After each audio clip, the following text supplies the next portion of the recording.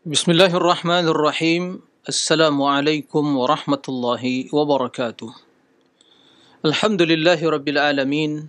Wassalatu wassalamu ala ashrafil anbiya'i wal mursalin.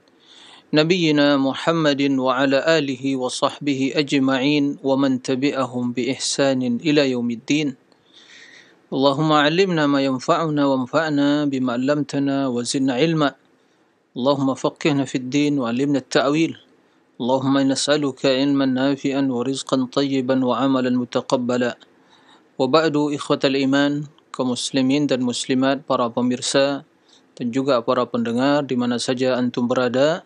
Semoga Allah tabaraka wa taala senantiasa merahmati kita semua, memberikan keberkahan dalam hidup ini, selalu membimbing kita di atas ilmu agama dan mengokohkan hati kita di atas sunnah, di atas tauhid dan sunnah. Dan semoga Allah mewafatkan kita di atas keistiqomahan tersebut. Allahumma amin. Alhamdulillah, puji dan syukur hanya milik Allah atas limpahan rahmat, nikmat, karunia yang tidak terhitung banyaknya, terutama nikmat iman, nikmat Islam, nikmat sunnah, nikmat tauhid.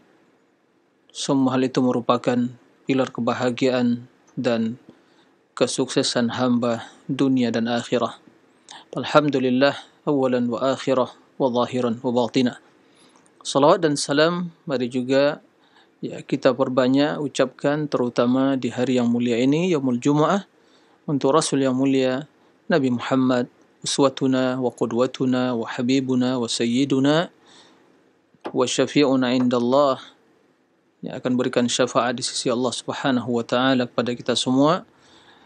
Dan semoga salawat dan salam tersebut tercurahkan kepada beliau. Allahumma salli ala Muhammadin wa ala ali Muhammad.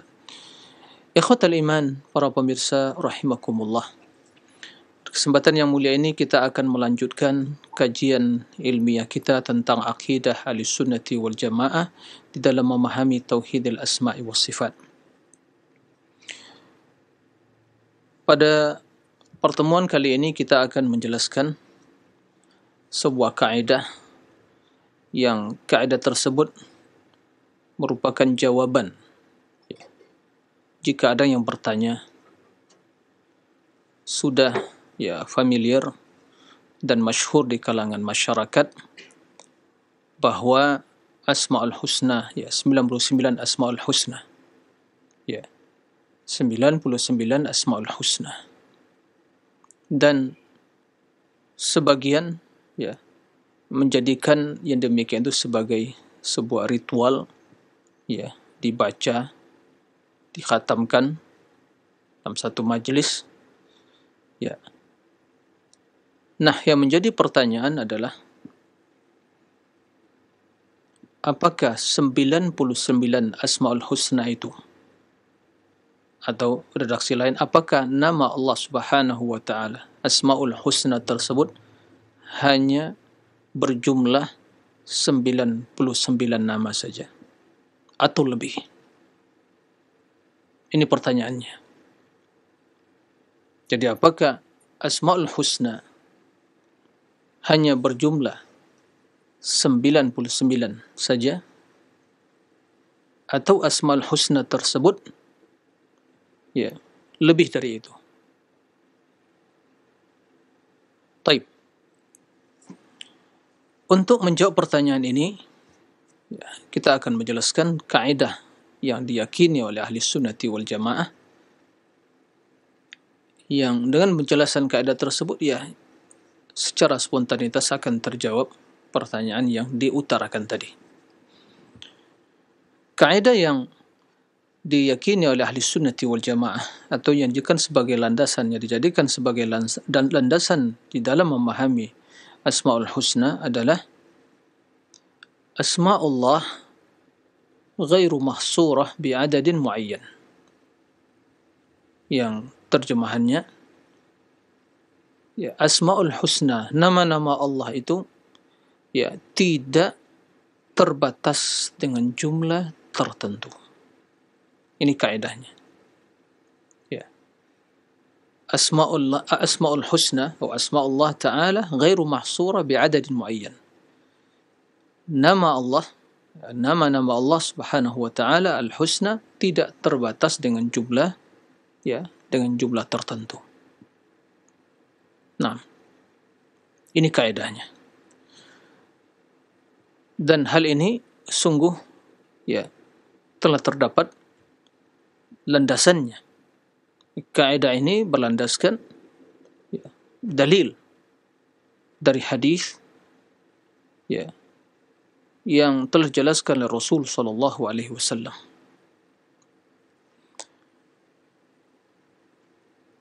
Di antara dalil yang menjelaskan hal itu, dan ini juga, ya, kaidah ini disebutkan oleh Imam Ibnu Qayyim dalam kitab beliau Bada'iul Fawaid, yang berbicara tentang beberapa kaidah penting di dalam asma' wa sifat. Beliau menyebutkan bahwa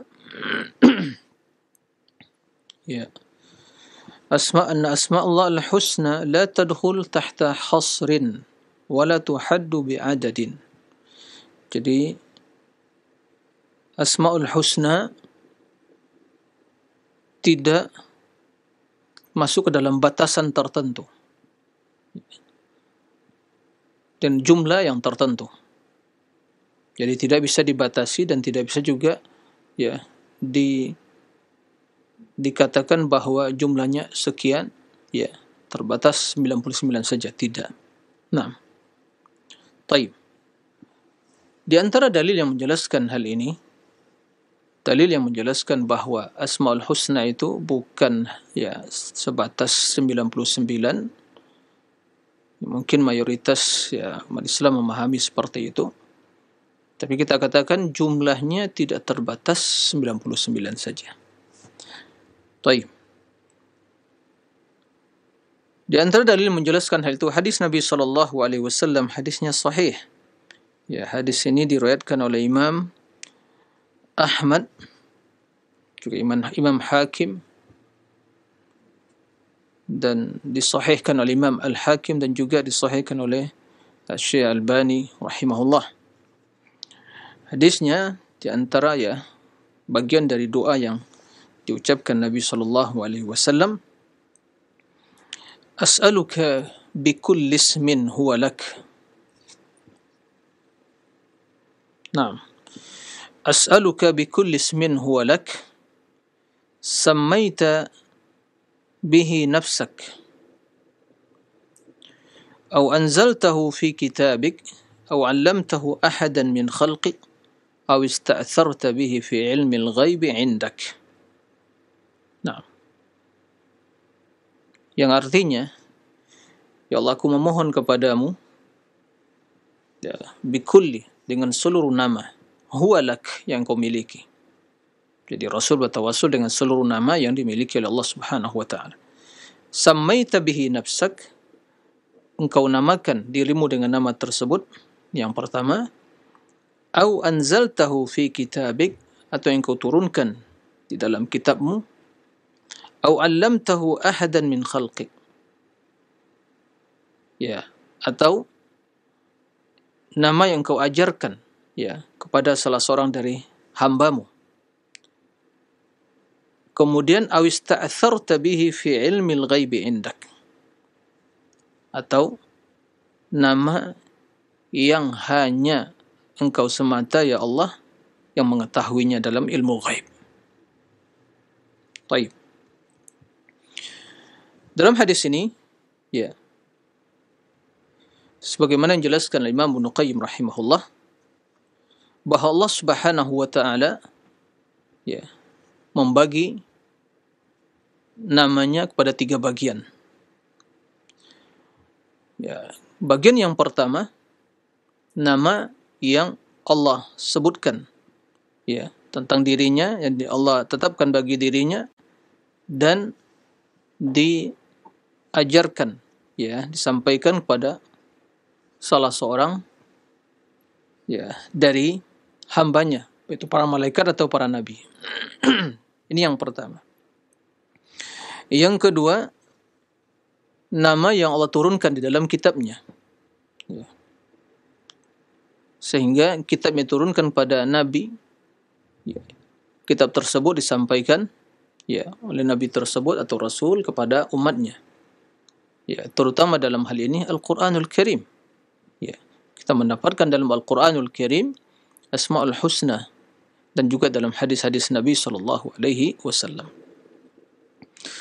Nah, yang ketiga, ya, Asma'ul Husna yang hanya ya diketahui oleh Allah semata. Allah saja yang mengetahuinya dalam ilmu ghaib, yang tidak Allah ajarkan, yang tidak Allah sebutkan, yang tidak Allah turunkan dalam kitab apapun, dan tidak Allah ajarkan sampaikan kepada hamba apapun, hamba siapapun. Kemudian hanya Allah Subhanahu wa taala yang mengetahuinya. Baik. Jika Allah Subhanahu wa taala saja yang hanya mengetahuinya, berarti di sana ada nama-nama Allah yang begitu banyak, ya, tapi tidak diketahui oleh seorang pun. Simpulannya berarti nama Allah itu tidak terbatas. Ya. Berarti nama Allah tidak terbatas dengan jumlah tertentu, tidak bisa dibatasi. Ya. Karena kita tidak tahu apa yang ada di ilmu ghaib di sisi Allah Subhanahu wa taala. Dan di antara perkara yang ada di ilmu ghaib tersebut itu nama-nama Allah Subhanahu wa taala. Nah, jadi dari ketiga pembagian tersebut, ya, nama yang ada atau nama yang Allah sampaikan, yang Allah ajarkan, Allah turunkan kepada salah seorang dari hambanya, para nabi atau malaikat. Kemudian nama yang Allah turunkan di dalam kitabnya, seperti dalam Al-Quran, dan disampaikan Nabi SAW. Kemudian nama yang hanya Allah Subhanahu wa ta'ala semata yang mengetahuinya. Baik. Sehingga simpulannya adalah nama tersebut tidak terbatas. Nama tersebut tidak terbatas. Baik. Kemudian Imam Ibnu Qayyim rahimahullah, ya, menyebutkan dalil yang lain. Nah, ya, Imam Ibnu Qayyim rahimahullah menyebutkan dalil yang lain yang menunjukkan kepada kaidah tersebut. Hadis tentang syafaat, ya, syafaatul udma yaumil qiyamah. Para ustaz rahimakumullah, perlu diketahui pada hari kiamat kelak di padang mahsyar, ya, kondisi manusia yang sungguh sangat dahsyat. Mereka ingin mencari syafaat, ya, syafaat kepada Allah agar disegerakan, ya, keputusan dan pengadilan Allah yang Maha Adil. Maka mereka datang kepada Nabi Adam. Mereka datang kepada Nabi Nuh. Mereka datang kepada Nabi Ibrahim. Mereka datang kepada Nabi Musa. Kemudian datang kepada Nabi Isa. Ya.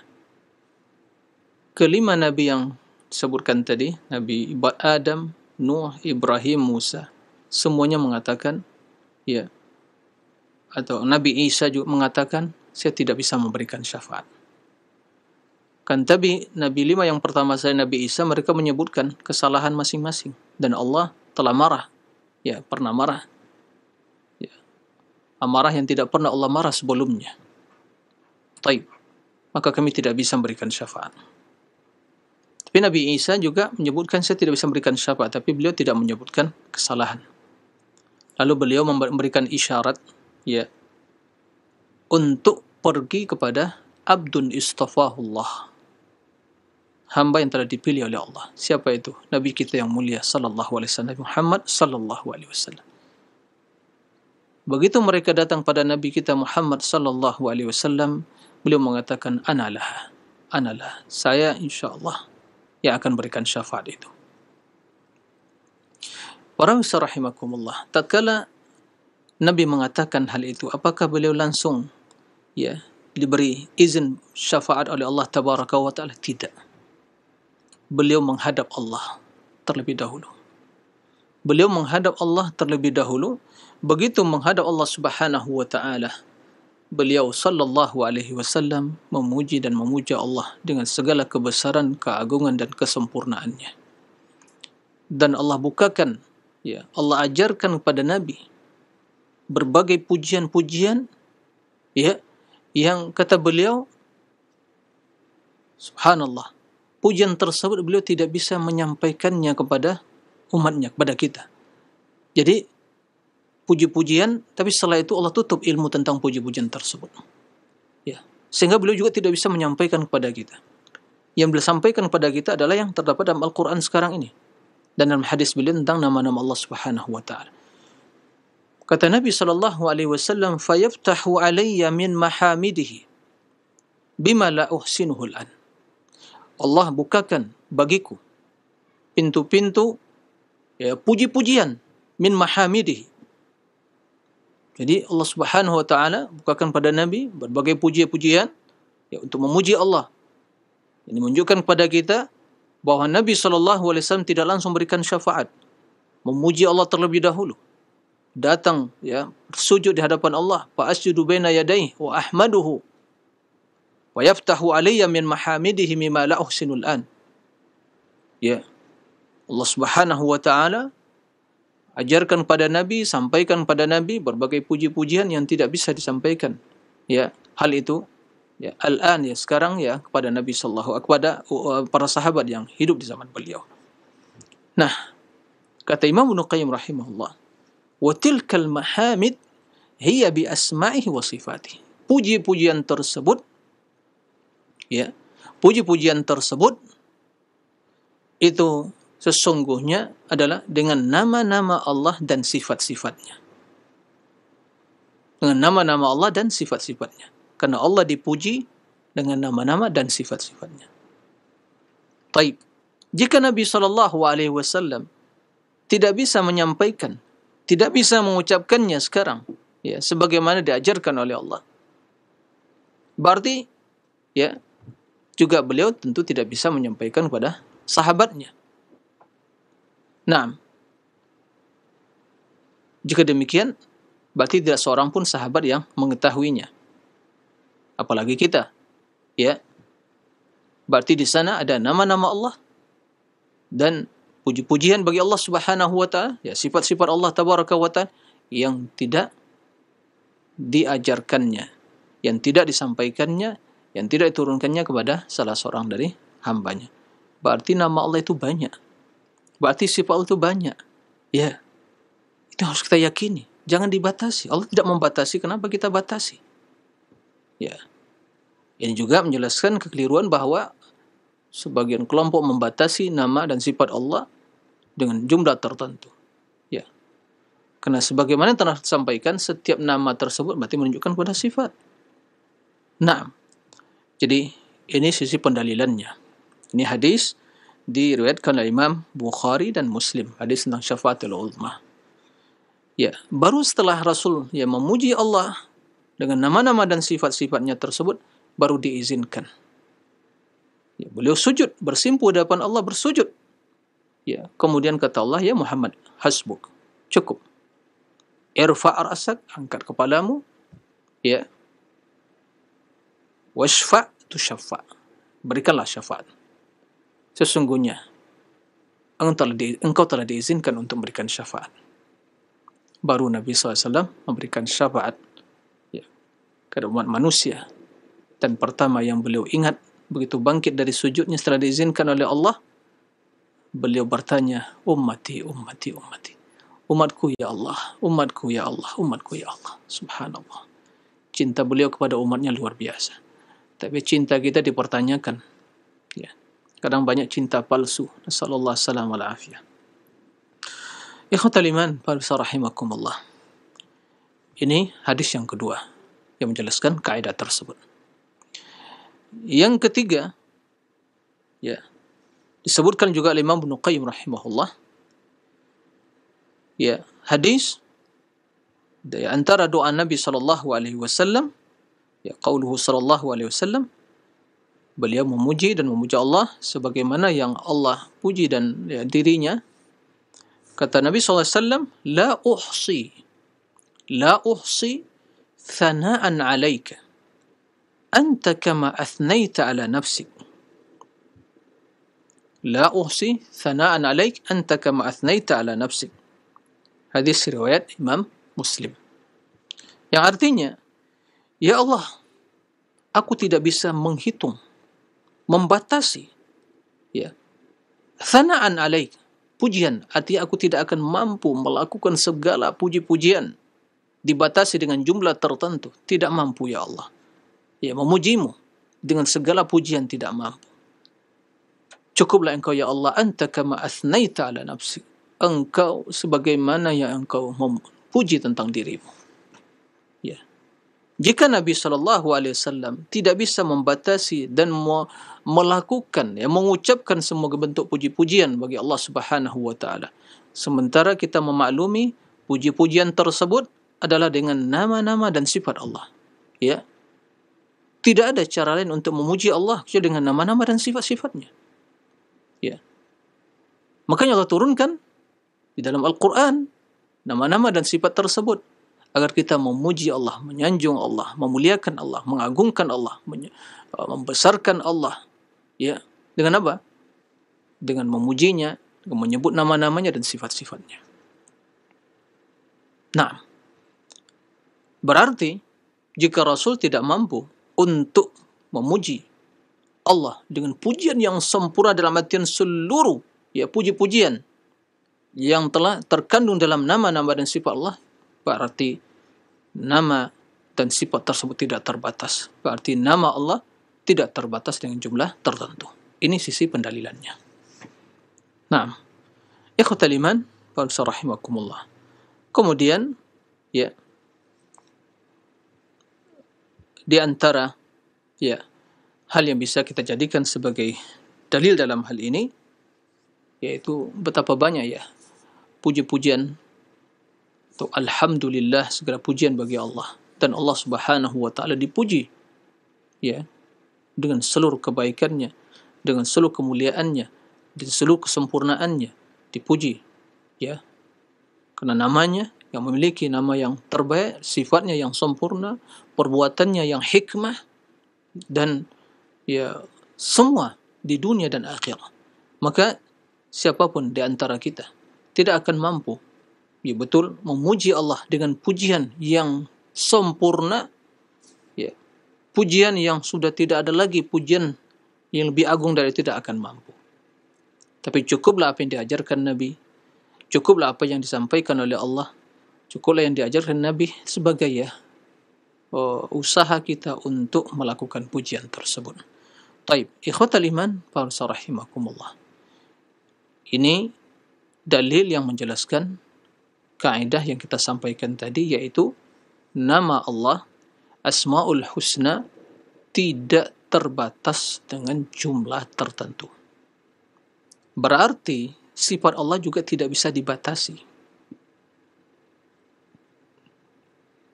Kesimpulannya, yang membatasi sifat Allah dengan jumlah tertentu berarti itu jelas menyelisihi nas agama. Baik. Kita lanjutkan. Kemungkinan ada yang bertanya. Pertanyaannya, ya,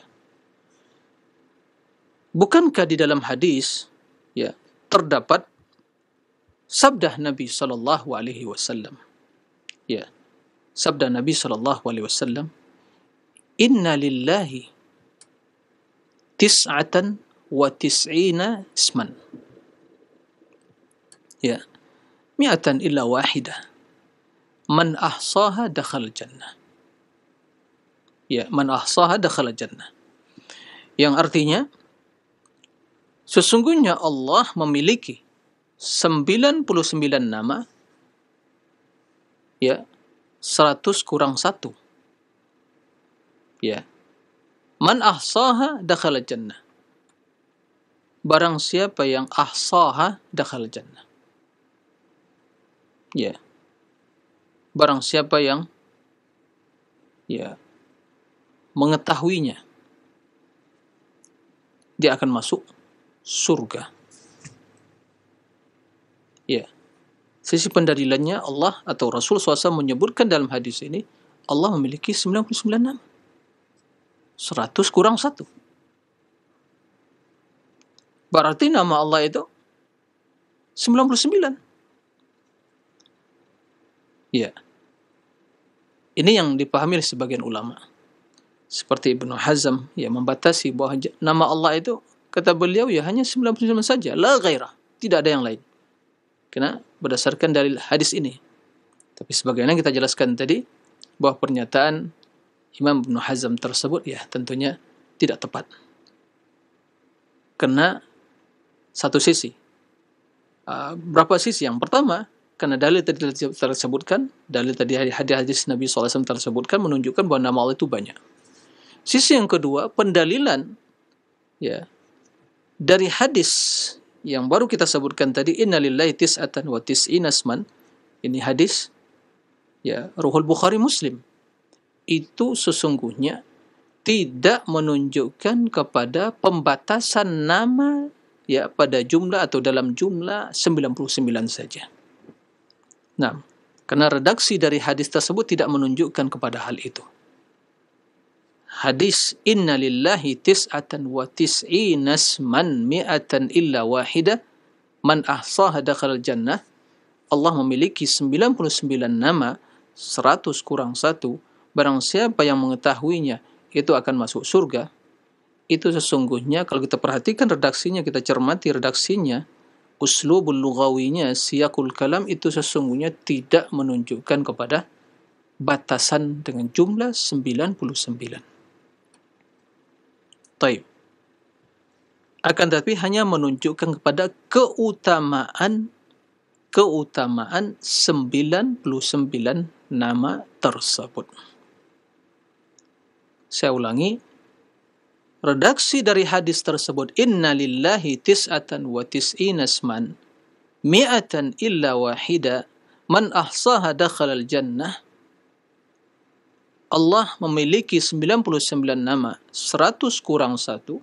Siapa yang menguasainya, yang mengetahuinya, itu akan masuk surga. Itu tidak menunjukkan kepada pembatasan nama Allah dengan jumlah 99. Mari kita cermati. Ya. Taib. Sesungguhnya sabda Nabi SAW antara awal hadis dengan akhir hadis itu sesungguhnya jumlah yang satu, ya, bukan jumlah yang terpisah. Menyempurnakan jumlah yang terakhir, menyempurnakan jumlah yang pertama, bukan terpisah. Nah, karena Rasul mengatakan inna lillah tis'atan wa tis'ina asman. Sesungguhnya Allah memiliki, inna lillah, ya, inna sesungguhnya, lillah yaitu Allah memiliki, ya bagi Allah. Nah, Allah memiliki tis'atan wa tis'ina asman, 99 nama. Man ahsaha, barang siapa yang ya keutamaan dari nama ini, ya barang siapa yang menguasainya, mengetahuinya, itu akan masuk surga. Jadi hadis ini menjelaskan keutamaan 99 nama yang balasannya adalah surga. Nah, mudah bisa dipahami. Jadi menjelaskan keutamaan 99 nama.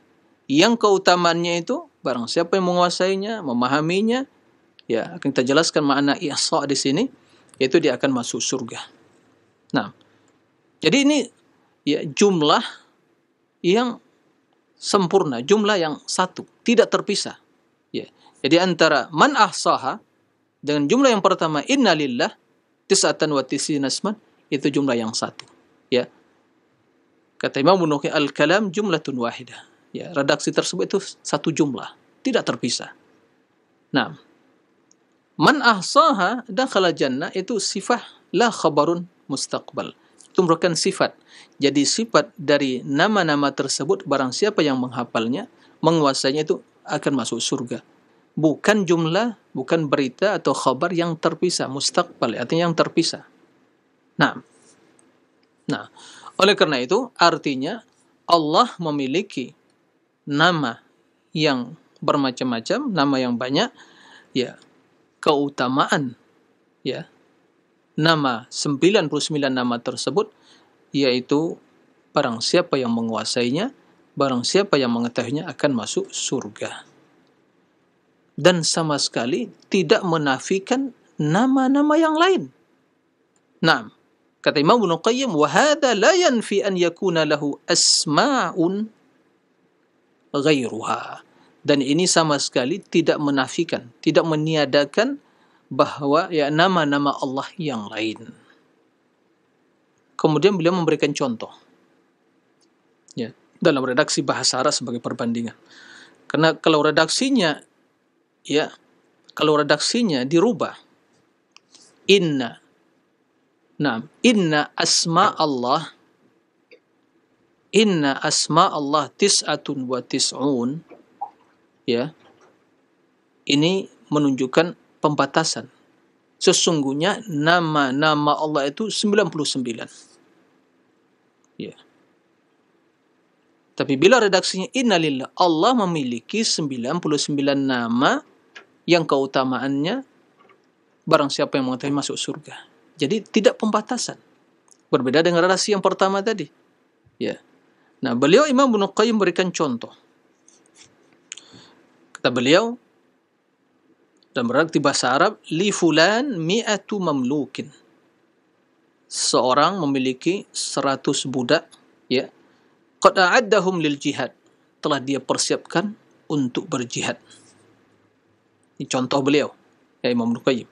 Jadi seorang memiliki seorang memiliki 100 budak yang dia persiapkan untuk berjihad. Kata beliau, fala yanfi hadza an yakuna lahu mamalikun siwahum mu'addina li ghairi jihad. Dan ini sama sekali, redaksi ini tidak menafikan sama sekali bahwa si fulan itu seorang itu memiliki budak-budak yang lain yang dia persiapkan untuk selain jihad. Ya.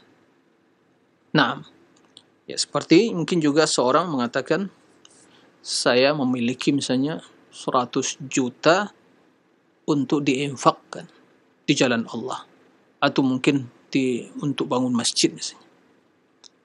Saya memiliki, ya, sama sekali tidak menafikan bahwa dia itu memiliki ya uang yang lebih dari itu, uang yang lain, ya jutaan yang lain yang dia gunakan persiapkan untuk yang lain. Tapi yang 100 ini dikhususkan untuk bangun masjid misalnya. Dan ini bisa kita pahami dalam redaksi kita, ya, dalam bahasa kita dan juga bahasa, terutama dalam bahasa Arab. Jadi intinya, redaksi dari hadis tersebut, ya, tidak menunjukkan kepada pembatasan.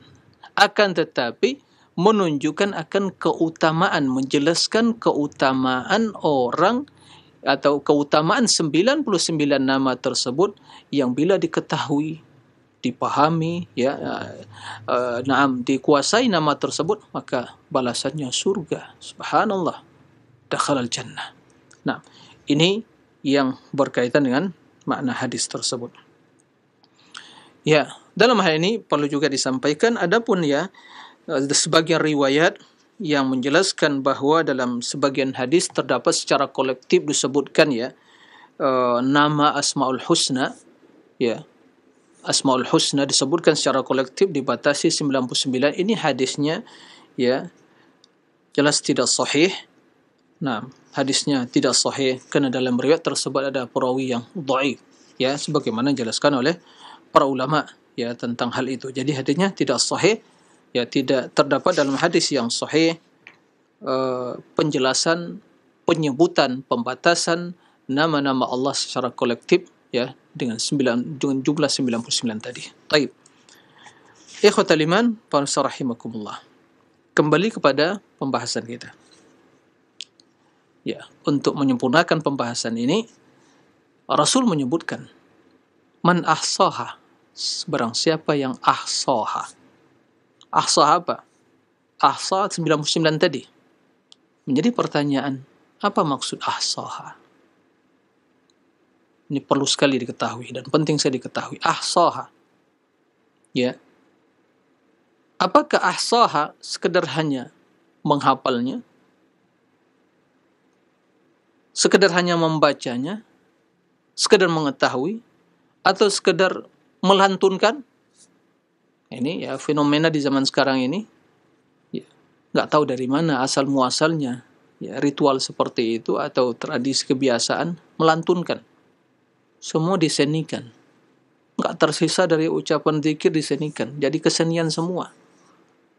Istighfar dinyanyikan, alhamdulillah nyanyikan, la ilaha nyanyikan, asmaul husna nyanyikan, udah jadi kesenian semua agama ini. Nasallallahu alaihi wasallam wal afiyah. Ya, rusak kalau agama seperti ini caranya kita beragama. Ya, jadi ahli seni semua nanti. Nasallallahu alaihi wasallam wal afiyah. Ya. Sehingga ya asmaul husna disenandungkan. Seolah dengan melakukan seperti itu ini udah ya mendapatkan keutamaan yang masuk surga itu. Nah, perlu kita sampaikan. Dan di sini saya akan membacakan perkataan ulama. Imam Ibnu Qayyim menjelaskan makna ahsaha. Ya, ahsaha. Apa maksud ahsaha?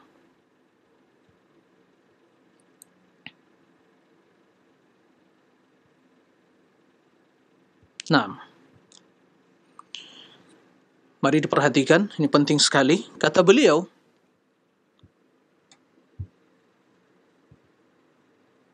saya membaca dalam kitab Bada'iul Fawaid dan tentang masalah kaidah ya yang jelaskan Imam Ibnu Qayyim dan dicetak secara terpisah oleh Syekhuna Syekh Abdul Razak bin Abdul Muhsin Al-Abbad Al-Badr jazahullahu khairan dalam risalah judulnya Faidah Jalilah fi Qawaidil Asma'il Husna.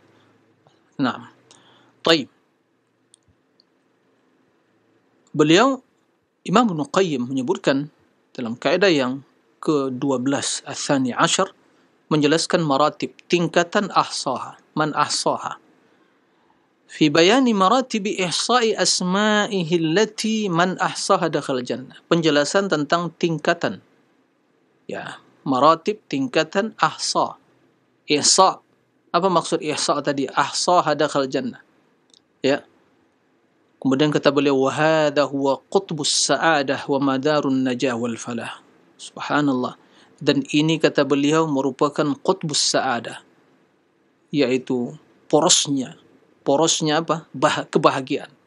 Wa madarus sa'adah, dan landasan kesuksesan dan keberuntungan.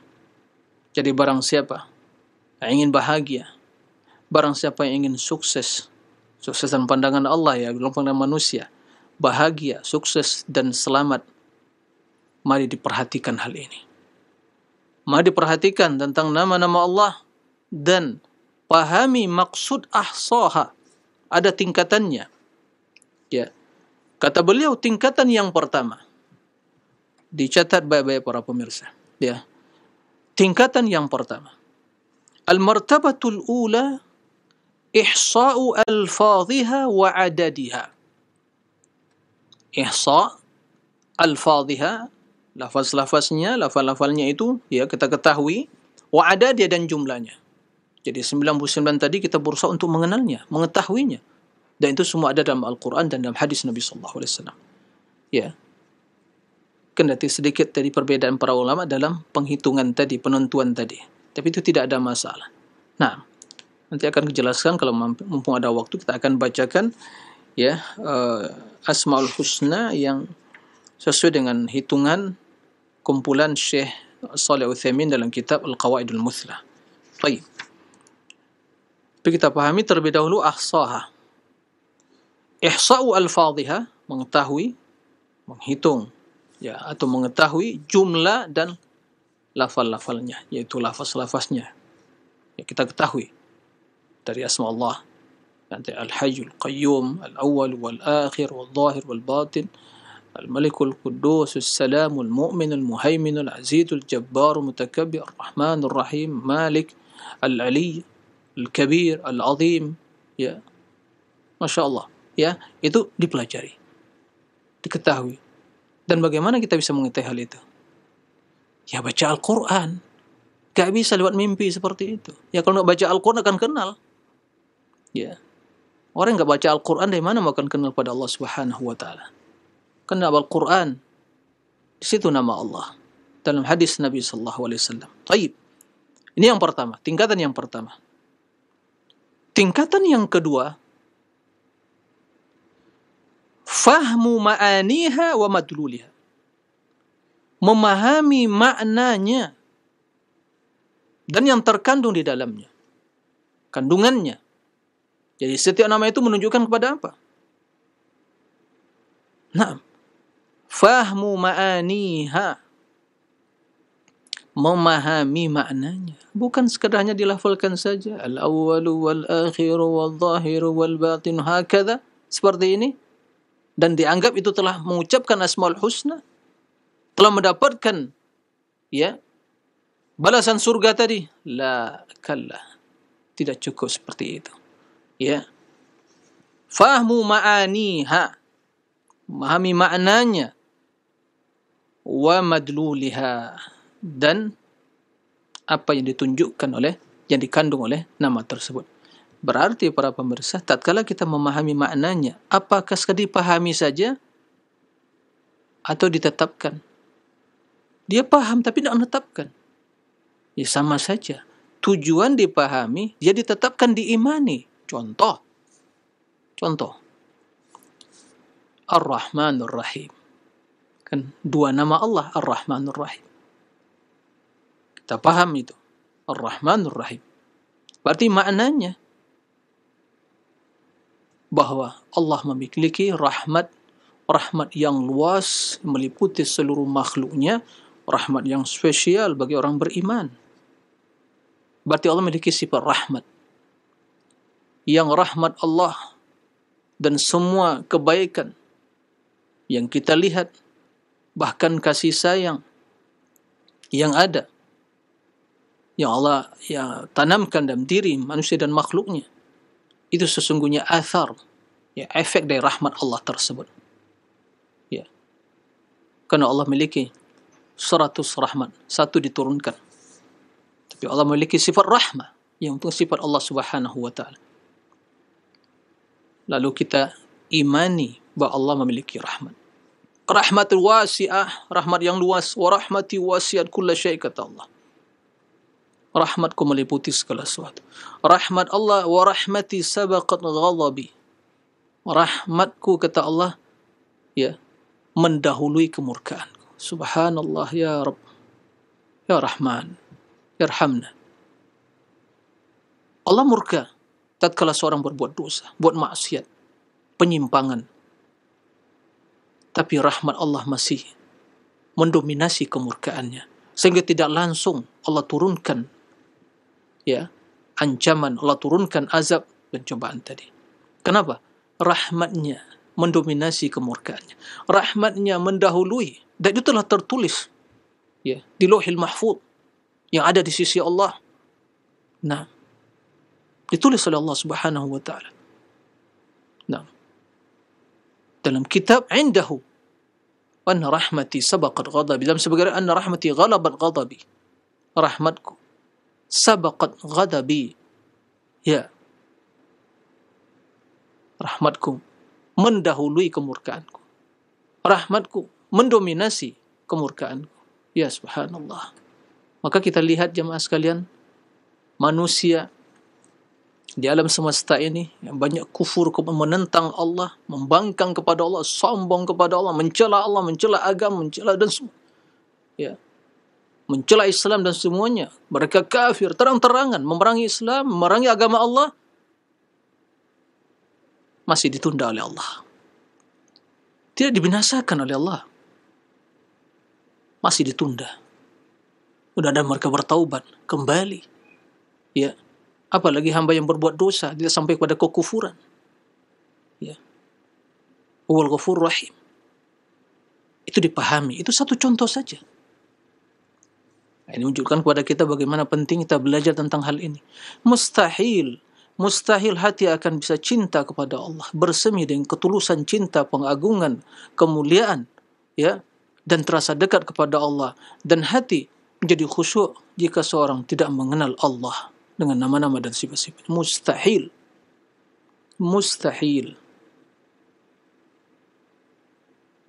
Kenapa Nabi SAW mengatakan Inni wallahi la atqakum wa a'lamukum billah. Karena beliau yang sungguh. Kenapa beliau yang paling bertakwa? Karena beliau yang paling kenal kepada Allah. Nah, itu satu contoh. Ya, rahmat Allah. Dipahami, ditetapkan, jangan diingkari. Contoh yang lain. Contoh, mungkin 2 contoh saja. Nama Allah Al-Ali, Al-A'la, Al-Muta'al. Huwa Al-Aliyul Kabir, sabbih isma rabbikal a'la.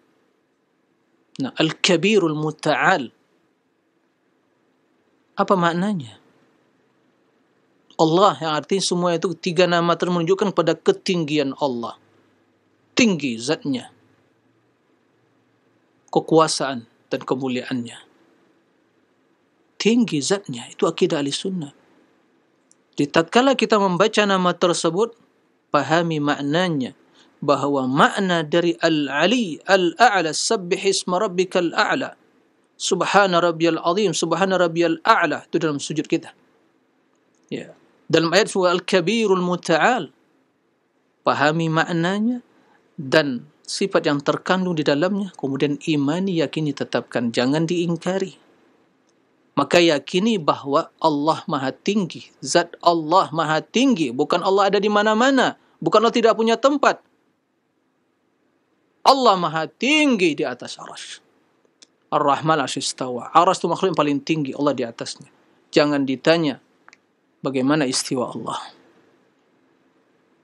Karena kalau ingin tahu istiwa Allah, ketahui dulu tentang diri Allah, tentang zatnya.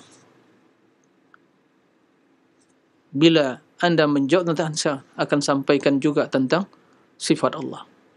Tapi sama-sama kedua tidak diketahui. Ya mustahil, tertutup pintu itu, tidak akan mungkin kita ketahui. Taib. Itu yang kedua. Saya ulangi, yang pertama, jangan lupa, catat baik-baik. Ya. Siapkan pulpen di rumah itu, buku tulis khusus, mencatat ilmu. Jangan menjadi pendengar setia saja. Nah, ditulis ilmu. Karena ada poin-poin yang perlu diperhatikan. Ditulis, dicatat, kalau tidak lupa. Nah, dan memori kita ada banyak yang rusak, banyak virusnya. Baik. Ihsa'u al-fadhiha, mengetahui lafaz-lafaz atau lafal-lafal dari Asmaul Husna tadi, jumlahnya, ini yang pertama. Yang kedua, dipahami maknanya dan kandungannya. Kita sebutkan 2 contoh tadi. Yang ketiga, al-martabatu tsalitsah. Kata Imam Ibnu Qayyim, masih perkataan Imam Qayyim, du'a'uhu biha. Berdoa kepada Allah, beribadah kepada Allah, biha, dengan nama-nama tersebut. Berdoa kepada Allah dengan nama-nama tersebut. Du'a'uhu biha. Berdoa. Kama qala ta'ala, walillahil asma'ul husna fad'uuhu biha. Walillahil asma'ul husna fad'uuhu biha. Ya. Allah memiliki asma'ul husna. Fad'uuhu biha. Maka serulah Allah, berdoalah kepada Allah biha, dengan nama-nama tersebut. Kemudian kata Imam Ibnu Qayyim, berdoa kepada Allah itu ada 2 tingkatan juga. Doa selama ini kita pahaminya permohonan saja begitu ya, ya Allah, naam doa. Tapi ternyata doa itu ada 2. Doa itu ada 2. Doa yang pertama, kata beliau, tingkatan yang pertama, doa tsana'in wa ibadah. Doa dalam artian tsana, itu pujian dan ibadah. Kita memuji Allah, beribadah kepada Allah itu pada dasarnya doa. Doa, karena kalimat doa dalam bahasa Arab itu mencakup hal itu. Wa qala rabbukum ud'uni astajib lakum innal ladzina yastakbiruna an ibadati. Ad-du'a menamakan ibadah. Berarti Allah menamakan doa sebagai ibadah. Ad-du'a wal ibadah. Begitu dalam hadis. Lihat, wa qala rabbukum ud'uni. Rabb kalian mengatakan ud'uni. Serulah aku, berdoalah kepada aku. Ya. Kemudian innal ladzina yastakbiruna an ibadati, sungguhnya orang-orang yang menyombongkan diri dari beribadah kepadaku. Pertama perintah berdoa, kemudian disebutkan ibadah. Berarti doa itu adalah ibadah. Dan doa merupakan bagian dari ibadah, merupakan bagian dari doa. Ini yang pertama.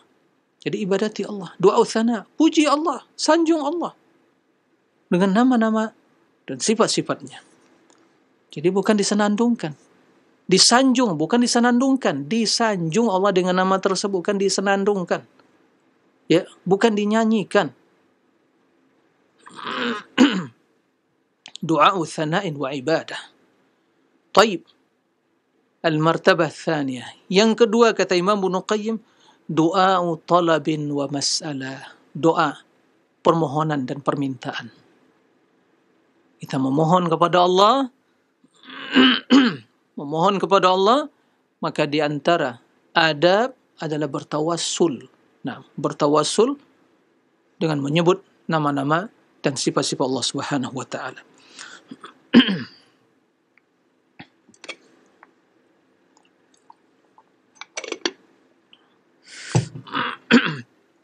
Baik, kita lanjutkan. Nah, para pemirsa rahimakumullah.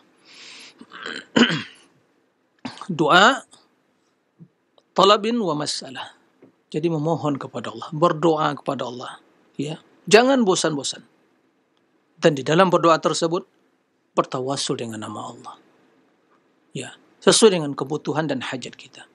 Kalau minta rahmat, minta keampunan, ya sebut nama Allah Al-Ghafur, Ya Rahim, Ya Rahman, Ya Rahim, Ya Tawwab, Ighfirli warhamni wa tub alayya. Hakadha. Ya. Kita sakit, ya sebut Allahumma ya anta syafi, ya mudhbil ba's anta syafi. Naam, ya Rabban nas, anta syafi, la shifa illa shifa, shifa la yughadiru saqam. Allahumma shfini. Ya, Allahumma shfini. Wahakada. Nah, apa yang kita minta sesuaikan dengan ya apa yang permohonan tadi dengan nama-nama tadi. Itu namanya bertawassul. Ya, ini tawassul yang dibenarkan. Ya, ini tawassul dengan nama-nama Allah. Itu namanya tawassul, perantara. Memohon kepada Allah dengan perantara nama-nama dan sifat-sifatnya.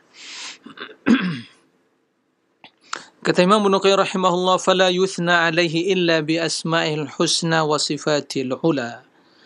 Dan Allah tidaklah dipuji kecuali dengan nama-nama al-husna dan sifat-sifatnya yang sempurna. Wa kadzalika la yus'alu illa biha. Tidak juga ya Allah Subhanahu wa taala yus'al, memohon sesuatu kepada Allah illa biha, kecuali ya dengan nama-nama tersebut. Maka kata beliau, fala yuqalu ya mawjud, ya syai', ya dzat, ighfirli warhamni. Jangan dikatakan dalam doa ya mawjud, yang ada, atau ya syai' sesuatu, atau ya dzat, ya zat. Ya zat apa? Maka ighfirli warhamni, jangan. Bukan seperti itu berdoa, kata beliau. Bal yus'al fi kulli matlub bismin yakunu muqtadiyan lidzalikal matlub. Bahkan kita memohon kepada Allah dengan setiap permintaan dan hajat kita sesuai dengan nama yang mencakup hal itu. Sehingga seorang bertawassul yakunu mutawassilan ilaihi bidzalika. Ya. Seorang bertawassul ya dengan nama-nama tersebut di dalam berdoa. Kemudian beliau melanjutkan, wa man ta'ammala adiyatar rusul, barang siapa yang memperhatikan doa-doa para rasul, wala siyama khataman, terlebih lagi penutup nabi, khatamuhum wa imamuhum, yaitu rasul kita Muhammad sallallahu alaihi wasallam, wajadaha mutabiqatan lihada. Dia akan mendapatkan doa-doa yang sesuai dengan ya prinsip ini. Nah, ini harus perhatikan, koreksi keilmuan kita, ritual kita selama ini, Asmaul Husna diapain? Ya, apakah jadi perhiasan dinding saja? Kan begitu, kita lihat di rumah Asmaul Husna, poster begitu atau dinding atau yang sejenisnya lengkap, tapi jadi perhiasan. Sebagaimana banyak juga di rumah kaum muslimin Al-Quran jadi perhiasan saja dalam almari, tidak pernah disentuh debu. Kenapa? Tidak terbuka, apalagi disentuh tangan. Oh, mengagungkan Al-Quran disimpan tempat yang rapi. Bukan begitu mengaku betul disimpan di Arabi, tapi dibaca itu, dibuka. Ya. Ini bertahun-tahun nggak pernah buka Al-Quran. Subhanallah. Ya, sepanjang tahun. Bagaimana hidup akan menjadi berkah, hidup akan jadi baik, ya, hidup akan dimudahkan oleh Allah. Bagaimana hati akan kenal kepada Allah, bagaimana hati akan tulus, suci, bersih, ya, sumber kebersihan, sumber ya kebaikan, keberkahan, hati yang jauh dari mana Allah Subhanahu wa taala. Taib, ikhwatal iman, para pemirsa rahimakumullah, itulah ya pada kesempatan kali ini yang bisa disampaikan, bahwa nama-nama Allah itu tidak terbatas dengan jumlah tertentu. Naam, tapi banyak, berarti sifat-sifat Allah juga tidak terbatas dengan jumlah tertentu. Kemudian hadis yang menjelaskan bahwa Allah memiliki 99 nama itu sama sekali tidak membatasi dengan jumlah 99 saja, tapi menjelaskan bahwa keutamaan 99 nama tersebut, barang siapa yang mengetahuinya, memahami isi kandungannya, dan beribadah kepada Allah, ya, nah, beribadah kepada Allah dengan nama-nama tersebut, dan berdoa, baik doa pujian atau doa permohonan, ya, maka biidznillah dia akan mendapatkan keutamaannya itu dakhala jannah, masuk surga. Semoga Allah memberikan ya taufik, memberikan bimbingan kepada kita semua untuk bisa memahami nama-nama Allah, mengimani isi kandungannya, dan kita selalu bisa banyak memuji Allah dan mengangkat hajat dan permohonan kita pada Allah dengan ya bertawassul dengan nama-nama Allah dan sifat-sifatnya. Allahumma amin. Demikian, wallahu a'lam. Nah, baik, syukran jazakallah khair. Barakallahu fiik atas materi yang tadi disampaikan oleh Ustadz di kesempatan pagi hari ini, yang mudah-mudahan menjadi ilmu yang bermanfaat untuk kita semua, jadikan pemahaman kita pemahaman yang benar mengenai akidah Ahlussunnah wal Jamaah ini dalam asma wa sifat. Baik, untuk selanjutnya kami buka sesi interaktif, sesi soal jawab bagi Anda yang ingin bertanya. Baik, kesempatan pertama kami ajukan terlebih dahulu, Ustadz. Pertanyaan di layanan pesan singkat.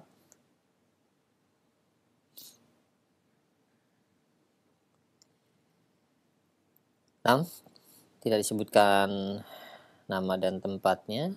Ada yang bertanya. Assalamualaikum warahmatullahi wabarakatuh.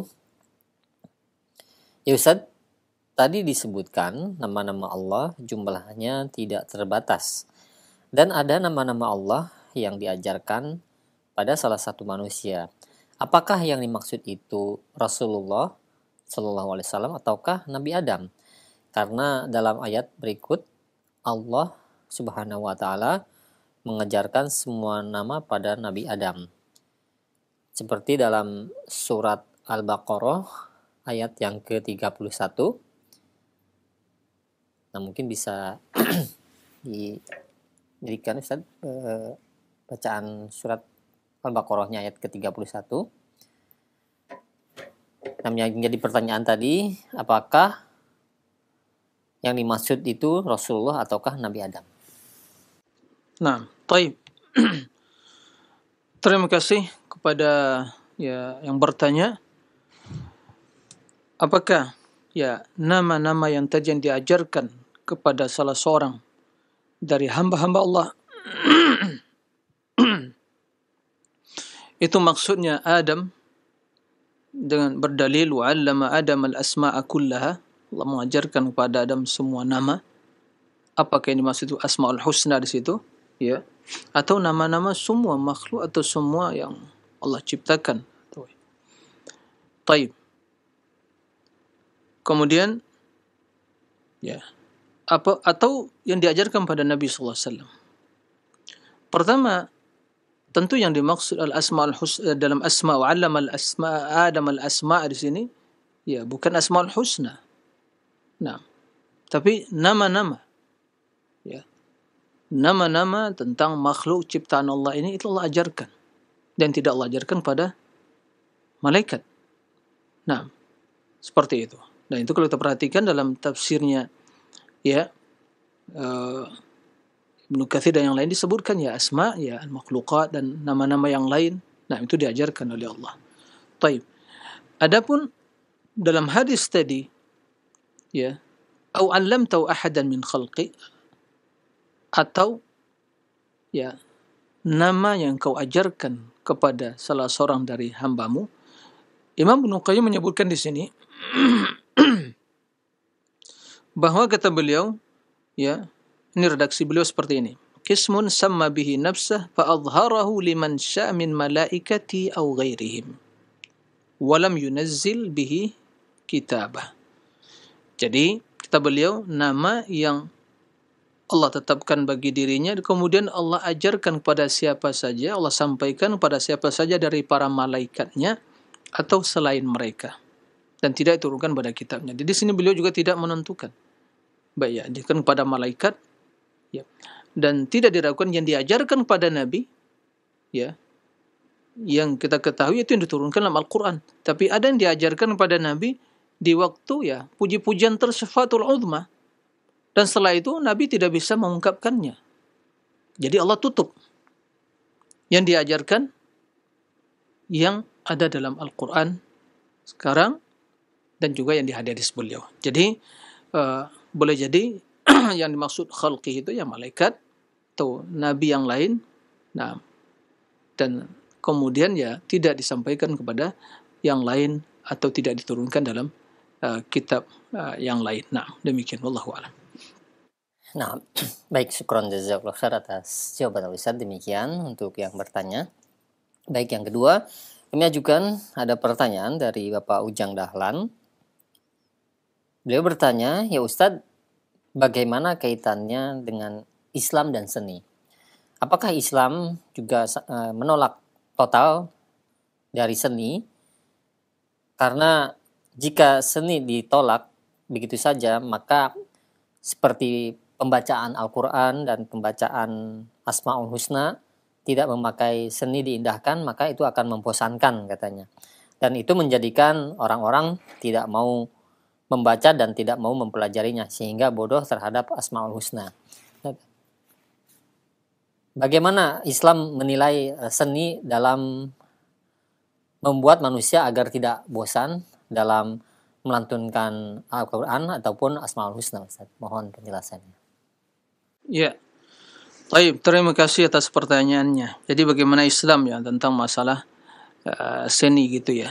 Baik, pertama tidak diragukan bahwa kalau dinamakan lantunan suara yang baik atau suara yang merdu itu kesenian, itu kan perbedaan dari sisi ya ungkapan saja. Tapi kita tidak namakan itu kesenian. Ya. Suara yang merdu memang dituntut ya, dituntut di dalam baca Al-Qur'an. Nah, sampai disebutkan man lam yataghanna bil Qur'an laysa minni. Barang siapa yang tidak memerdukan suaranya. Jadi ghina di sini bukan nyanyian ya. Jadi permasalahannya sekarang itu begitu mendapatkan kalimat ghina yang kita pahami nyanyian, udah berarti barang siapa tidak menyanyikan begitu. Bukan itu maksudnya. Naam, diperintahkan untuk membaca Al-Quran dengan suara yang merdu. Ya, suara yang merdu.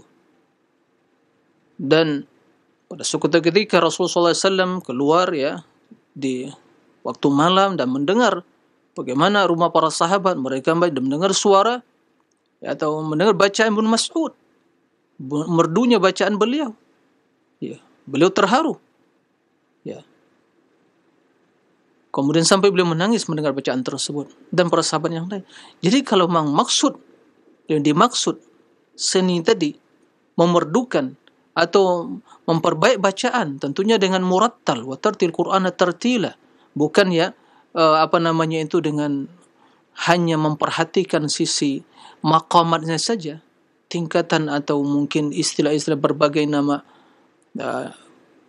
kesenian dan suaranya saja itu yang diperlombakan, itu yang ditampilkan, bukan bagaimana bacaannya dengan cara murattal, dengan cara yang baik. Ya, ini jelas juga tidak benar seperti itu. Jadi kalau dimaksud di sini adalah seni dalam artian memperindah bacaan kita dan suara, bagaimana baca Al-Quran, ya, ini hal yang baik. Tapi kita tidak makan kesenian hal itu. Ya, kita menjaga ya tartilul Quran, baca Al-Quran, tidak makan kesenian. Ya, tapi kalau dimaksud tadi kesenian yang dimaklumi sekarang juga, biar nggak bosan zikir, senandungkan semua. Istighfar senandung itu bukan istighfar dengan cara seperti itu. Ya, semua Asmaul Husna. Permasalahan bosan. Kenapa bosan?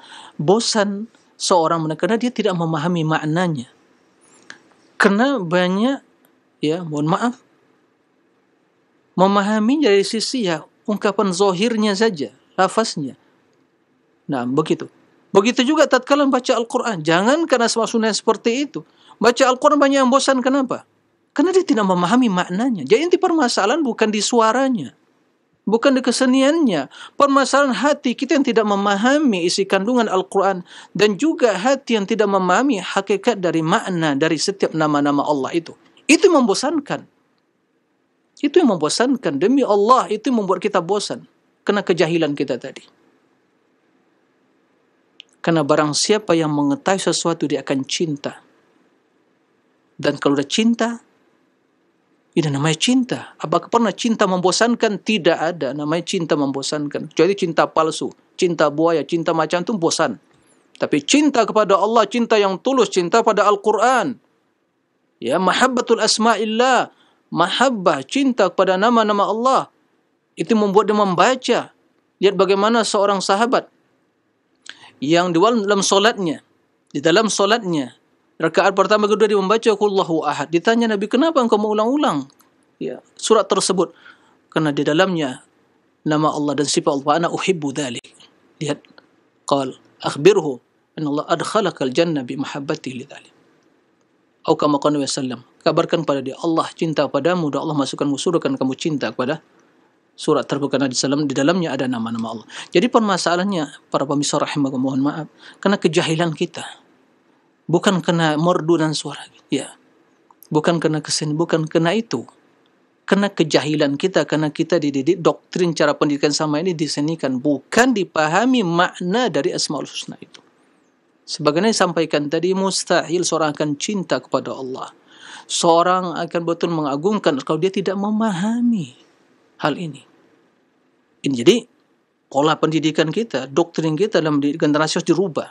Selama ini ya konsepnya ya memang harus dikritisi, sehingga muncul ya hal-hal yang seperti itu. Jadi intinya adalah bukan karena betul suara itu mempengaruhi. Membaca Al-Quran dengan suara yang merdu, maka seorang imam disuruh menjadi imam aqra'ukum bi kitabillah. Bukan yang sedang hafal saja atau mungkin yang paham, tapi aqra'uhum bi kitabillah. Kenapa? Karena bacaan suara, merdunya membaca suara itu hal yang nikmat. Nah, jelas bisa menghilangkan kebosanan tadi, tapi bukan itu inti utama. Tatkala seorang kendati pun tidak merdu, tapi dia membaca Al-Quran dan memahami isi kandungannya, tidak akan pernah bosan. Tidak akan pernah bosan. Tidak ada yang nama mukmin yang tulus hati cinta pada bosan baca Al-Quran, bosan mendengar ya mempelajari nama-nama Allah. Kenapa? Enggak pernah bosan. Setiap dia membaca akan tersingkap keagungan kemuliaan Allah. Tampak semakin jelas, maka dibaca lagi, ditadabbur lagi, terus seperti itu. Nah ini. Jadi kalau dimasukkan kesenian dinyanyikan semua, disenandungkan, ya kesenian Islam gitu ya. Nanti ya istighfar juga nyanyikan, astagfirullah nyanyikan. Ya, ini jelas bukan begini cara kita ya melaksanakan zikir atau ya mengungkapkan rasa syukur kita atau istighfar, bukan seperti itu. Ya. Nah, demikian wallahu a'lam. Nah, baik, syukran jazakallahu khair atas jawaban Ustaz. Demikian untuk Bapak Ujang Dahlan yang bertanya, mudah-mudahan menyimak dan dapat difahami jawaban Ustaz. Dan selanjutnya yang ketiga masih kami ajukan di layanan pesan singkat. Ada pertanyaan, sepertinya pernah beberapa kali diajukan, namun tidak mengapa. Mudah-mudahan ini menjadi pelajaran bagi yang lainnya dan sangat memerlukan jawaban dari penanya ini, Ustadz. Dari Salma yang berada di Pabuaran Cibinong. Assalamualaikum ya Ustadz, saya ingin bertanya, apakah wujud qidam baqo dan seterusnya itu termasuk sifat-sifat Allah? Karena selama ini saya pelajaran di sekolah selalu diajarkan seperti itu, pelajaran akidahnya. Mohon jawabannya. Syukran jazakumullah khairan. Barakallahu fiik. Baik. Terima kasih ya kepada yang bertanya. Sebagaimana yang telah kita jelaskan bahwa di dalam menetapkan nama-nama dan sifat-sifat Allah itu hanya kembali kepada dalil, ya, dan menggunakan redaksi Al-Quran dan hadis. Ya, nah. Kita tidak boleh berijtihad dalam hal ini. Maka apa yang tertera dalam Al-Quran, dalam hadis, itu yang kita tetapkan. Nah, ini tentang masalah asma wa sifat. Adapun dalam masalah mengkhabarkan, jadi ada babnya itu bab tentang nama, bab sifat atau bab berita, mengabarkan. Dalam masalah asma, ya, nama-nama Allah, ini tiada landasan, tiada ya dalil dan kecuali hanya apa yang tertera dalam Al-Quran, nas, enggak bisa berijtihad. Apa yang tertera dalam Al-Quran, al-awwal yaitu nama Allah, al-akhir yaitu. Enggak bisa berijtihad seorang namakan Allah al-mutakallim, enggak, kerana tidak dalam Al-Quran mutakallim. Namakan al-qadim, tidak dalam Al-Quran qadim. Ya. Baik. Maka dinamakan Allah ya al-awwal, al-akhir, al-zahir, al-batin, al-hayy, al-qayyum, wa hakadha. Dalam masalah sifat ini sedikit lebih luas dari nama. Disifati Allah diambil dari setiap nama, itu jadi sifat. Setiap nama menunjukkan pada sifat, ini telah dijelaskan sebelumnya. Setiap nama Allah menunjukkan sifat. Setiap nama Allah menunjukkan pada sifat. Naam. Baik. Ini yang kemudian juga dari perbuatan Allah atau sifat yang ada pada zat Allah. Perbuatan Allah itu menunjukkan pada sifatnya. Ya, perbuatan Allah itu menunjukkan pada sifatnya. Wa af'aluh. Nah, semua perbuatan Allah menunjukkan pada sifatnya. Kemudian masalah khabar, berita, menyampaikan, mengabarkan tentang Allah. Ya di sini selama maknanya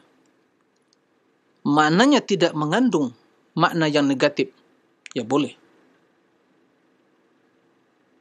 Tatkala kita tanya, Allah mawjud? Ya, Allah mawjud. Mengabarkan. Ya.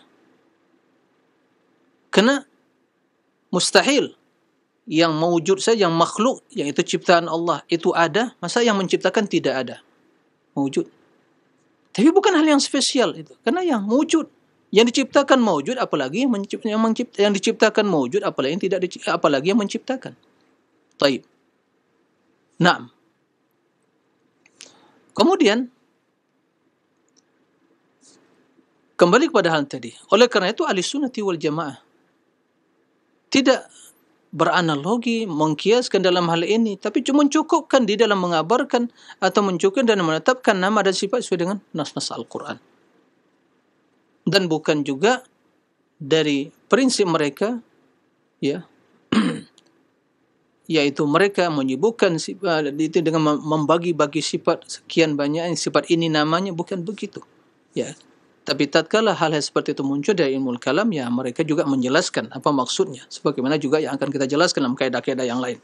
Tapi intinya kembali pada pertanyaan tadi. Ya.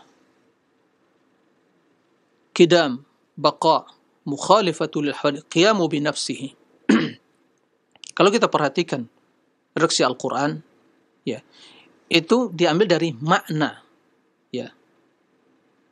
mengambil dari kandungan makna yang sesungguhnya menunjukkan akan ya makna yang terkandung dari sifat-sifat dan nama tadi. Tapi ada yang perlu dikritisi. Qidam, ya, arti qidam itu yang telah mewujud, yang azali, ya. Maka dalam hal ini sifat yang paling masyhur di kalangan ahlul kalam yaitu al-qidam tadi. Bahkan mereka menamakan Allah qadim. Kita katakan nama qadim, ya, itu bukan nama Allah, bukan min asma'il husna al-qadim. Ya. Tapi nama Allah al-awwal. Al-awwal. Yang pertama, yang kata Nabi, al-awwal laysa qablaka syai'. Awal, yang pertama yang tidak ada sebelummu sesuatu apapun. Allah kan walam yakun syai'un qablah, dalam hadis. Allah telah ada dan tidak ada sesuatu yang sebelum Allah. Nah, jadi menunjukkan pada ya qidam. Tapi kita menggunakan redaksi Al-Quran, al-awwaliyah, sebagaimana redaksi Al-Quran al-awwal, dan Nabi mengatakan antal awwal falaysa qablaka syai'. Baik.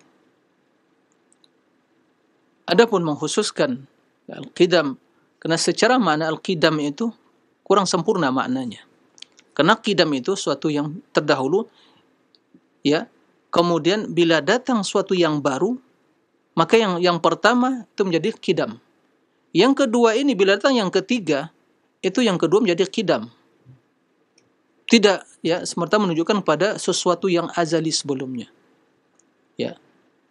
Contoh pelopak kurma yang telah lama. Urjun al-qadim. Kenapa? Begitu muncul pelopak kurma yang baru, namakan itu yang baru itu jadid, yang sebelumnya qadim. Makanya ahli sunnah tidak menamakan Allah dengan qadim dan tidak mengkhususkan spesial sifat Allah qidam, tapi mengatakan al-awwal.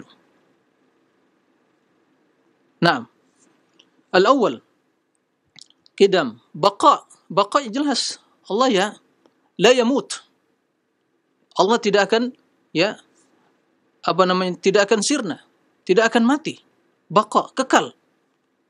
Nabi mengatakan wa antal akhir. Allah mengatakan wa antal akhir.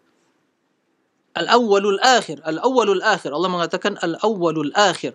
Kata Nabi, al-akhir falaysa ba'daka syai', tidak ada sesuatu setelahmu. Nah, maka kalaupun dalam ya mengabarkan Allah itu ya baqa, na'am, kita katakan wa yabqa wajhu rabbik jalla wal ikram, baqa, tidak akan sirna. Wa tawakkal al hayy alladhi la yamut, bertawakkallah kepada al hayy yang maha hidup, tidak akan pernah mati. Allah baqa.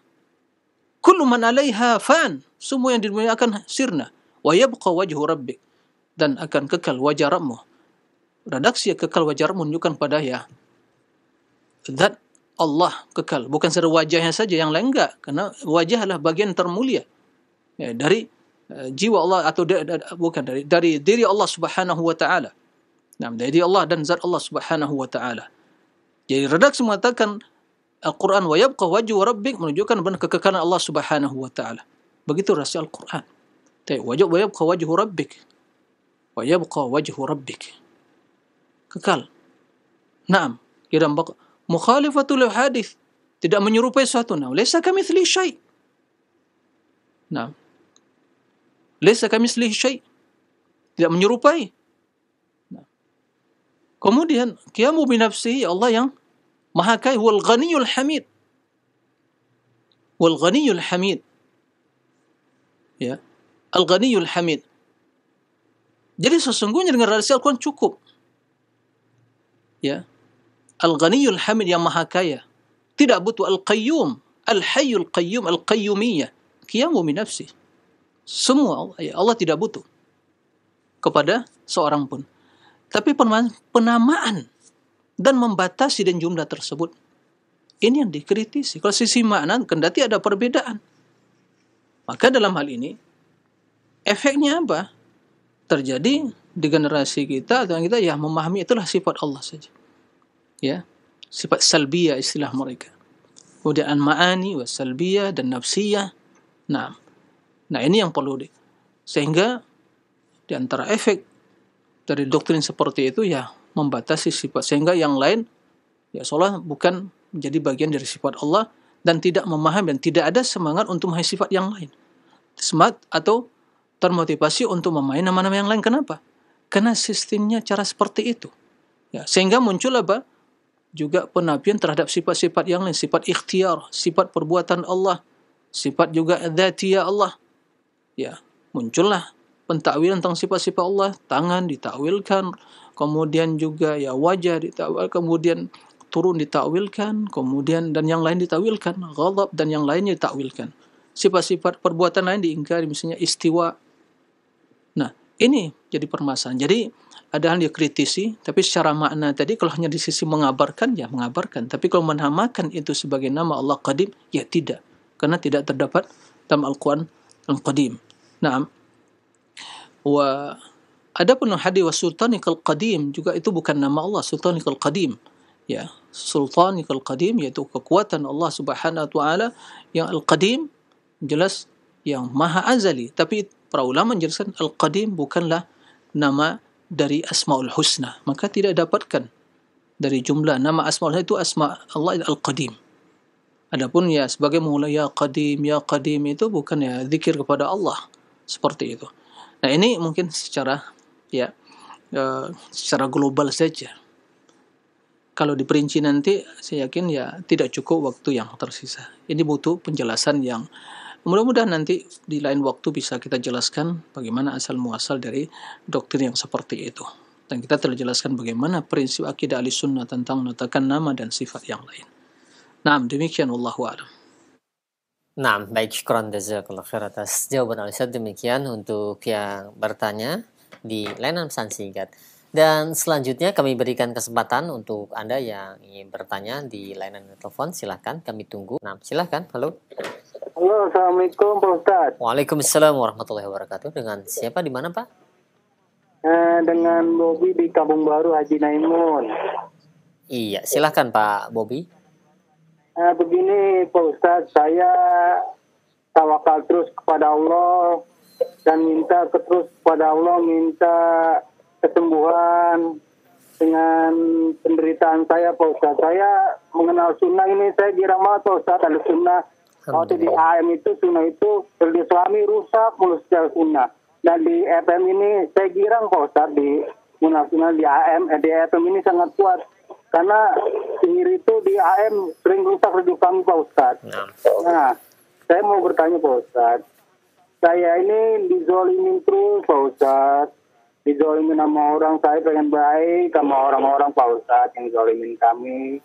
Terus kami ini selalu dikasih hati kegirangan gitu, girang kepada Allah gitu, dikasih enggak pernah mengeluh kepada Allah walaupun banyak banget orang yang zalimin kami pengen baik ke dia, tapi susah banget Pak Ustadz. Dia nampak Pak Ustadz, saya kenal sunnah bagus Pak Ustadz. Saya ini ada di AM ini Pak Ustadz. Iya. Langsung ke pertanyaan Pak. Pertanyaan Bapak apa? Gimana Pak Ustadz kalau kami dizalimin terus, kami pengen baik, susah banget sama dia Pak Ustadz. Gimana caranya gitu Pak Ustadz? Baik. Waalaikumsalam warahmatullahi wabarakatuh. Ya, mungkin bisa disimpulkan Ustaz pertanyaan.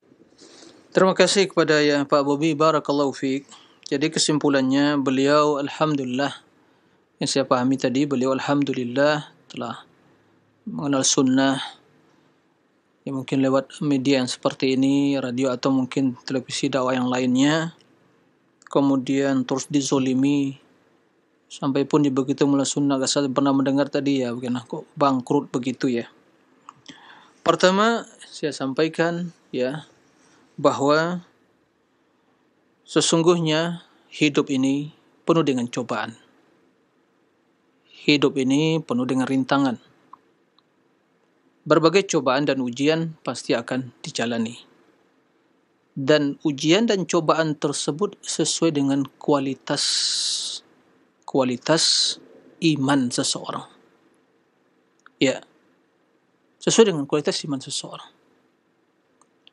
Makanya yang paling berat cobaan dan ujiannya dalam hidup ini ya para nabi dan orang-orang yang mendekati mereka dalam sisi iman dan keilmuan.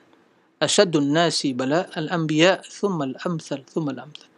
Orang yang paling berat dalam ujian dalam hidup ini para nabi. Kemudian yang mendekati mereka, ya, dari sisi keilmuan dan keimanan, kemudian seterusnya. Nah, maka begitu juga setiap orang yang menyeru kepada kebaikan akan diuji. Maka modal dalam hidup ini ya memang sabar. Nah, sabar. Hidup penuh dengan cobaan, ujian. Nah, begitu ya keputusan Allah Tabaraka wa Ta'ala. Yang menjadi permasalahan, siapkah kita menghadapi cobaan dan ujian tersebut, bermacam cobaan dan ujian.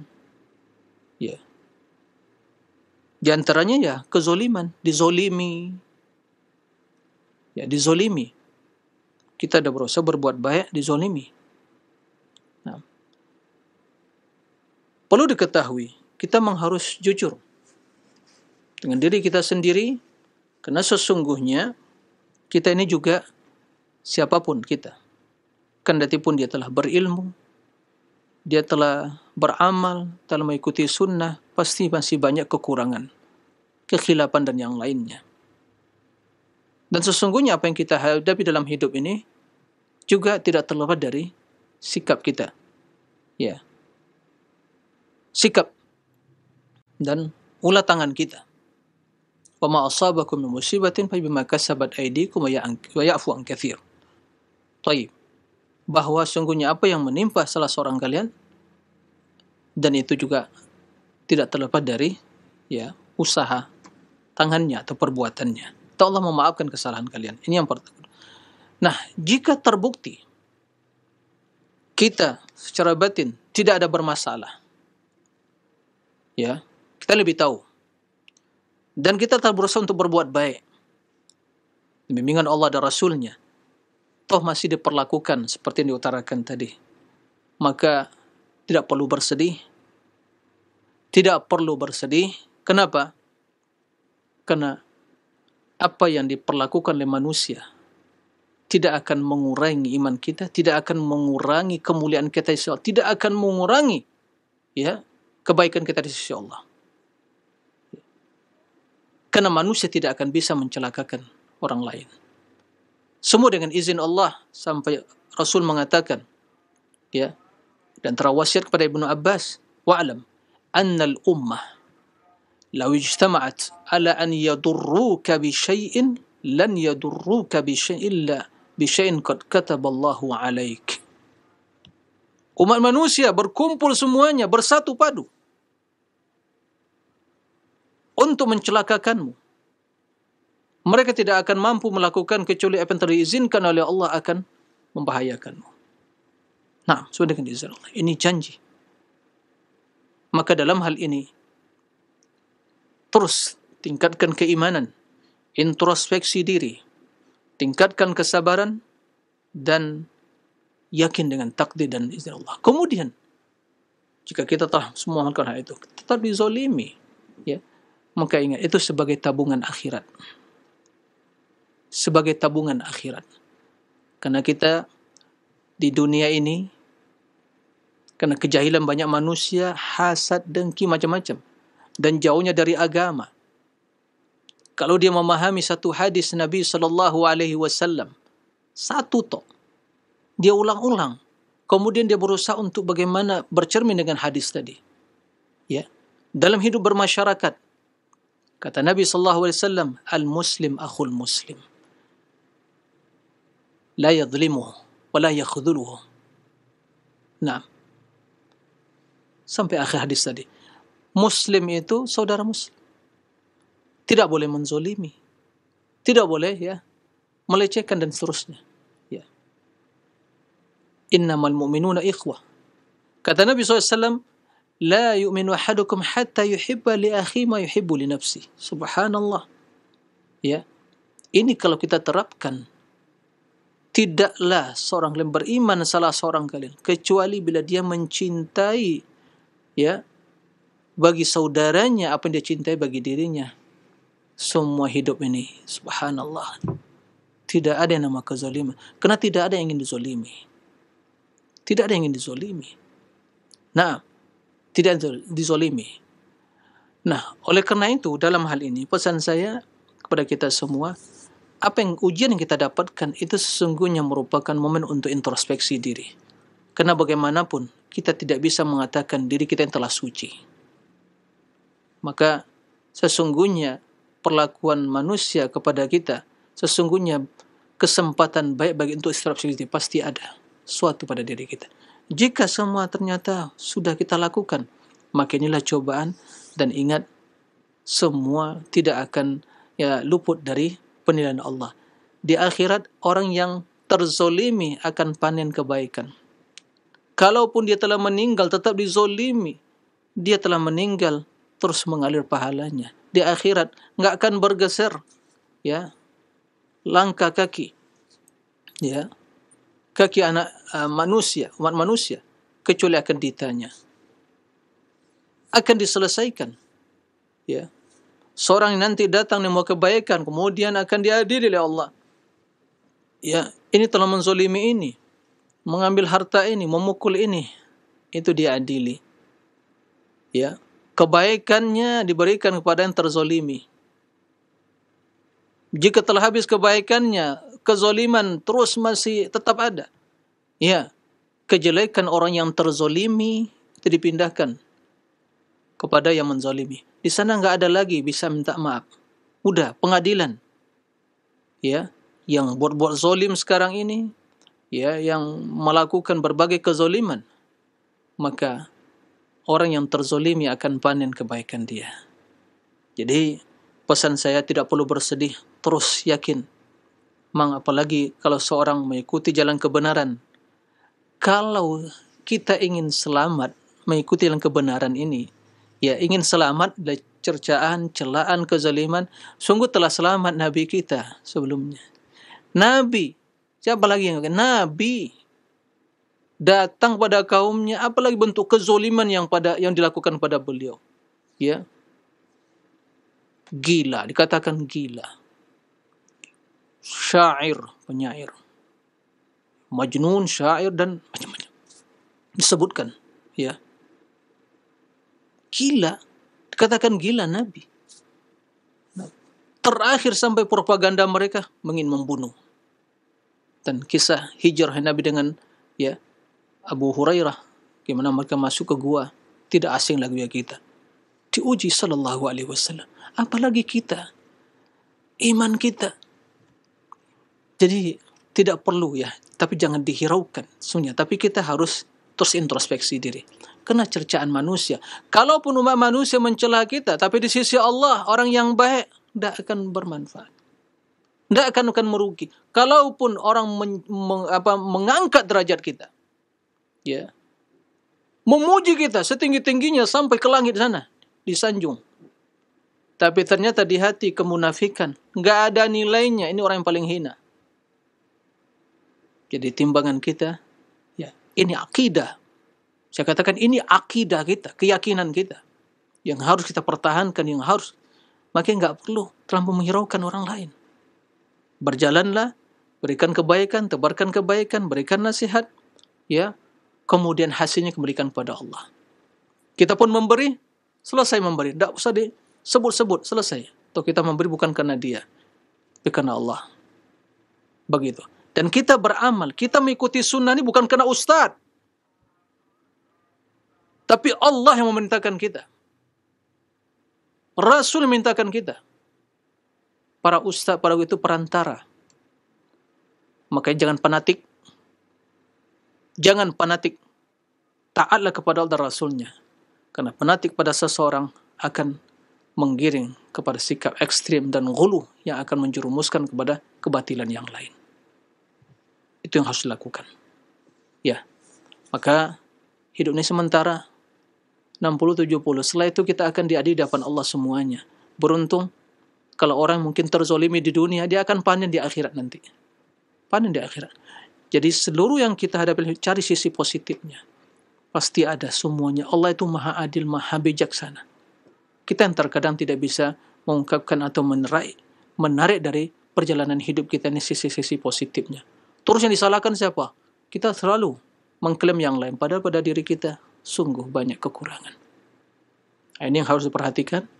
Nasihat untuk diri saya, nasihat untuk kita semua. Mudah-mudahan bisa ya menambah secerca ya nasihat yang bisa dijadikan sebagai ya mungkin penerang, obor pedang dalam kehidupan ini. Demikian, mudah-mudahan Allah membimbing kita semua. Semoga Allah mengangkat derajat kita dunia akhirat dan semoga Allah memaafkan kesalahan kita yang begitu banyak yang tampak dan tersembunyi, dan semoga Allah mensucikan hati kita dari berbagai penyakit hati, ya hasad, dengki dan dendam dan seterusnya, dan semoga Allah mewafatkan kita di atas sunnah, di atas tauhid dan sunnah Nabi sallallahu alaihi wasallam. Allahumma amin. Demikian wallahu a'lam wa sallallahu wasallam nabiyina Muhammadin wa ala alihi wa sahbihi wasallam. Alhamdulillahirabbil alamin. Subhanakallahumma bihamdik asyhadu an la ilaha illa anta astaghfiruka wa atubu ilaik. Wassalamu alaikum warahmatullahi wabarakatuh.